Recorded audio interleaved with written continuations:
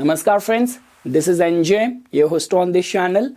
So guys, in this video we will have our discussion on the most important vertical of any Vedic astrology analysis, which is the D9 chart. So guys, when it comes down to the significance of the D9 chart, so this chart has been given so much importance that no analysis in Vedic astrology is completed till the time you haven't verified the same yoga from the main Rashi chart in the D9 chart as well. Like some of its applications are, this chart is studied for the matrimonial life, this chart is studied to see someone's fortune, this chart is studied to study the true strength, dignity of the planets. And when we talk about the spiritual and the religious prospects and strength of the character, even for that we have to give attention to the D9 chart. Now guys, on my channel I have talked a lot many times about the different ways of interpreting or looking at this chart. Like for example, from the Rashi chart, main ascendant chart, your 7th lord's placement in different houses in the D9 chart, the individual placement of moon or Venus in different houses in the D9 chart, and also I have talked about what could be the interpretation or how could we look at the rising sign in the D9 chart.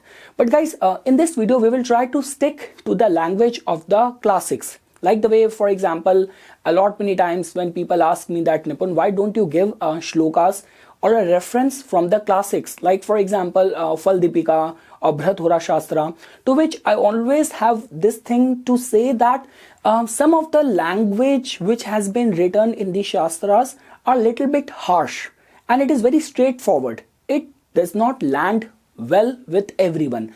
Now obviously everything about that scripture is so religious, so like respectful, that all of that which we have so far being able to extract or decode, the whole credit goes to our saints, to our rishis only. But without giving reference or without adapting it or updating it as per the Desh Kal Patra, sometimes it becomes very difficult. Especially see, at a time when I'm doing a personalized reading for someone, over there I can give a direct reference because I know how to mold it as per the candidature, as per the person, profile of the person. But just because a lot of you have been asking me, so I just thought in this standalone video we will just stick to the way it has been written in some of the very great classic books. Or this could be a case that one of the very like recommended book on the Navamsa is the book written by the C.S. Patel sir. So in this video I will just try to give you a reference the way it has been written, and we can look at it as a research platform, that after this video whatever result I will tell you over here, based on your D9 chart rising sign, how much of those predictions are getting valid in your case. Please share your views. It's a research platform. We all are learning from each other, and even if you do not agree to it or it is not getting valid in your case, we will also learn and it will provide a lot of the data to us as well. So okay guys, now we will start our discussion.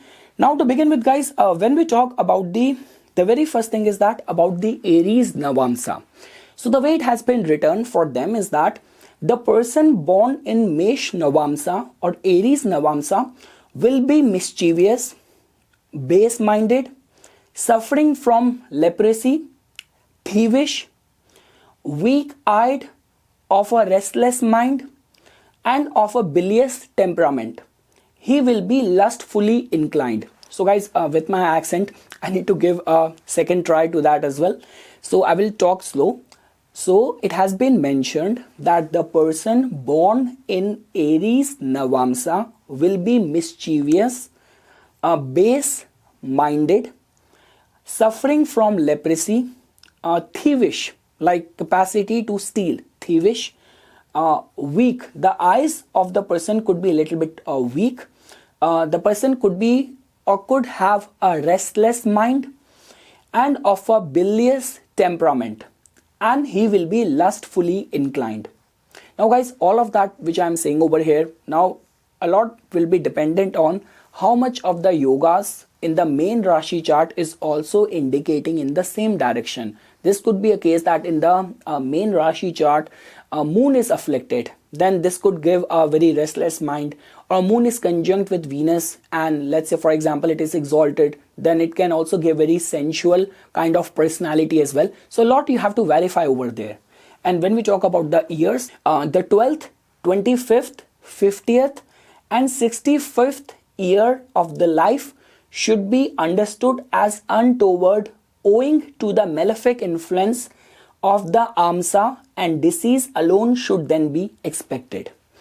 Now when we talk about the Taurus Navamsa, so one who has his birth in the Vrishab Navamsa will possess good intellect, enjoy life and will have a broad belly. He will be strong, have a long face, walk crookedly and his eyes will be rolling. He will be father of many daughters. The 10th, 22nd, 32nd or the 72nd year will be a period of evil. During these years, there will be trouble or disease to the native concerned.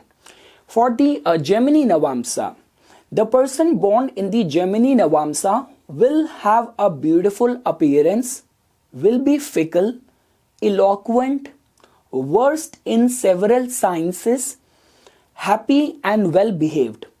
He will be inconstant with regard to women.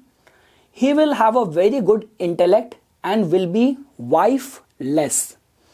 The 16th, 24th, 34th or 63rd year of life will prove troublesome to the life of the person concerned. For the Cancer Navamsa, one who has his birth in Cancer Navamsa will be easily irritable, will have crooked body, a malevolent look, will be rich and intent to go to foreign places, will help his relations and be greatly influenced by his people.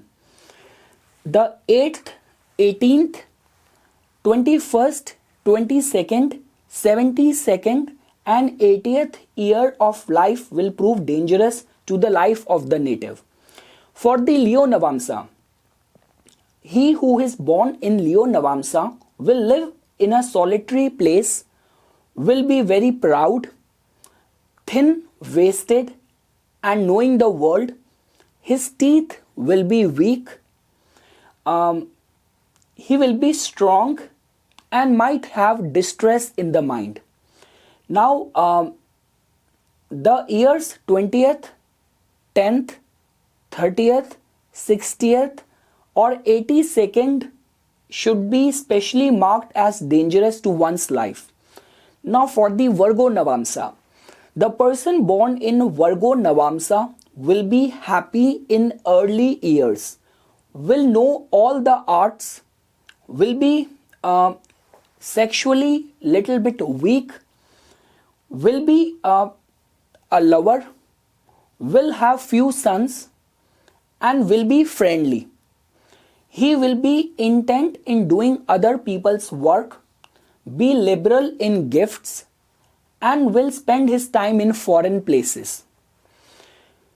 Doubts will arise about the person's existence in the 20th or 60th, 50th year of life. With his wealth on the increase, the person concerned will live for 108 years. Now for the Libra Navamsa, if you have a Libra Navamsa rising with a mind to be always moving about from place to place, with a lean body, with few sons and miserly, the person born in Libra Navamsa will hate his relations. The person will suffer from overindulgence or consumption. So yes, this is what has been written. Now the years, the 3rd, 23rd, 38th, 54th or 76th year of one's life will be unfavorable, as during these years the person concerned will suffer from disease. Now the Scorpio Navamsa, the person at whose birth Scorpio Navamsa is rising will have no father or elderly people. Like this could be they are missing because they have been posted away from the birthplace. Again guys, with the things which have been and the way have been written in the classic, you have to interpret and adapt it as per the modern times, as per how much it is getting valid in your case. This person will be mischievous but intelligent. He will have weak sight, will be cruel, will secretly do sinful acts. He will be pot-bellied and tall. Doubts will arise with regard to the person's life during his 18th, 23rd, 28th, 13th, 70th or the 55th year. Now when we talk about the Sagittarius Navamsa rising in the Navamsa, the person who is born in the Dhanu Navamsa will have self-earned money of good qualities, possess a long neck, will be lazy and will be easily satisfied with a little. He will have a broad nose, will talk much and will hoard wealth.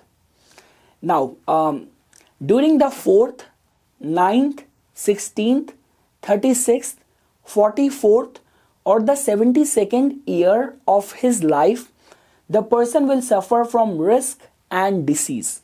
Now, for the Makar or the Capricorn Navamsa, the person who has his birth in Makar Navamsa will be short-limbed, fickle-minded, cruel, quick-footed, will indulge in sensual pleasures. He will have ill-tempered woman as his wife, will have windy troubles. But the person will be able to build lot of wealth and will have a easy access to status. Now, when we talk about the ages, so sages have declared in the case of the people born in Makar Navamsa that they will suffer from disease in their 19th, 27th, 34th, 49th, 54th and 68th year of life. Now, when we talk about the Kumbh Navamsa, so the man who has his birth in Kumbh Navamsa will be slanderous, without mercy, deceitful, weak, confused and long-limbed. He will be wandering, intent in spending money and will be mentally miserable. So I guess C.S. Patel sir has not been very kind to the planet Saturn, but yeah, he has done good work. So I'm sure that in the comment section, this discussion will lead to many practical findings. Now the years. The dangerous and doubtful period of his life will be in the middle of his 7th, 14th, 20th, 28th, 32nd or 61st year.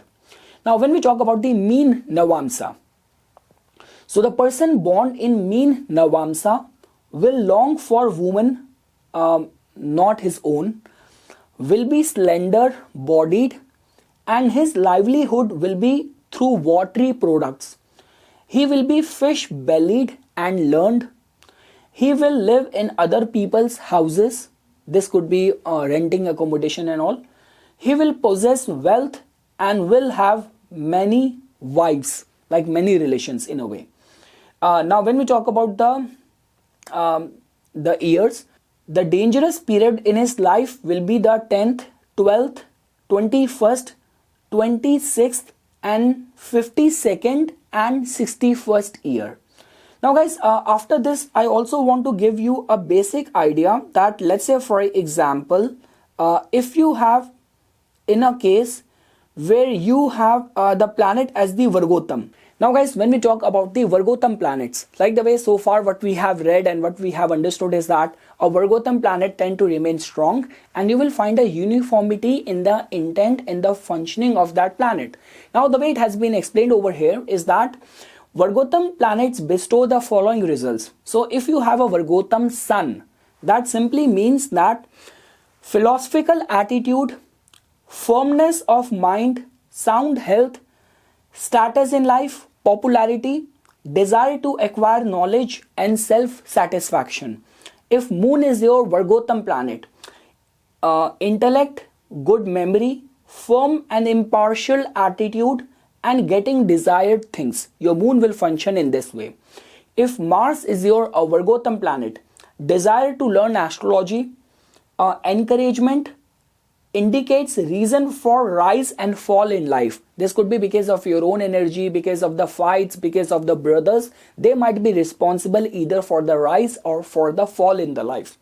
Now, if you have Mercury as the Vargotam, that means in the Rashi chart and in the D9 chart, it is placed in the same zodiac sign. So, it represents sharp intellect, capacity to convince others, impressiveness, charity in talk, desire to learn astrology. If your Jupiter is Vargotam, intelligent, well-developed physique, searching for truth, capacity to understand others, views, and proud, like a proud personality in demeanor. Now, when we talk about Venus being Vargotam, so capacity to understand pros and cons of a problem, good physical development, knowledge of astrology. And if Saturn is going to be Vargotam, hindrance in physical development, longevity is going to be good, person is going to have very careful temperament, leads life by controlling desires, selfishness, irresponsible, carelessness, and exercises restraints. So yes guys, there's like endless points on which we can have our discussion. It's just like that, on and off, people keep on asking me that, Nipun, why don't you give reference to the classics and all? So I just thought in this video, we will just be referring to that. I will not give any of my interpretation, any of my own views. It is just going to be purely the way it has been mentioned. And yes guys, for any more further elaborative updates on astrology and all, please subscribe to my YouTube channel and follow me on my Instagram account. Dhanyavad.